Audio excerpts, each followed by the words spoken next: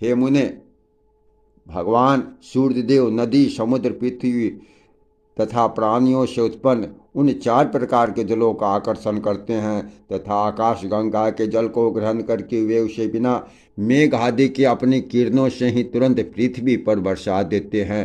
हे द्विजोतम, इसके स्पर्श से मात्र से पाप पंख के घुल जाने से मनुष्य नरक में नहीं जाता, अतः वह दिव्य स्नान कहलाता है।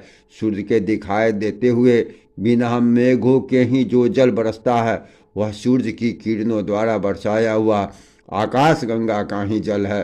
कृतिका आदि विषम नक्षत्रों में जो जल सूर्य के प्रकाशित रहते हुए बरसता है उसे दिग्गजों द्वारा बरसाया हुआ आकाश गंगा का जल समझना चाहिए। रोहिणी और अद्रा आदि सम संख्या वाले नक्षत्रों में जिस जल को सूर्य बरसाता है वह सूर्य रश्मियों द्वारा आकाश गंगा से ग्रहण करके ही बरसाया जाता है। हे महामुने, आकाश गंगा के ये सम तथा विषम नक्षत्रों में बरसाने वाले दोनों प्रकार के जल में दिव्य स्नान अत्यंत पवित्र और मनुष्य के पाप भय को दूर करने वाले हैं। हे द्विज, जो जल मेघों द्वारा बरसाया जाता है वह प्राणियों के जीवन के लिए अमृत रूप होता है और सदियों का पोषण करता है।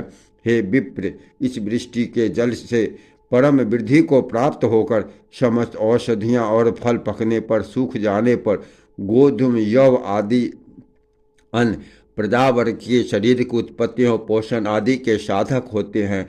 इनके द्वारा शास्त्रविद मनीषीगण नित्य प्रति यथाविधि यज्ञ अनुष्ठान करके देवताओं को संतुष्ट करते हैं। इस प्रकार संपूर्ण यज्ञ, वेद, ब्राह्मण आदि वर्ण, समस्त देव समूह और प्राणीगण वृष्टि के ही आश्रित हैं। हे सर्वश्रेष्ठ मुनि श्रेष्ठ, आपको उत्पन्न करने वाली, अन्न को उत्पन्न करने वाली वृष्टि ही इन सब को धारण करती है तथा उस वृष्टि की उत्पत्ति सूर्य से ही होती है। हे मुनि वरोत्तम, सूर्य का आधार ध्रुव है।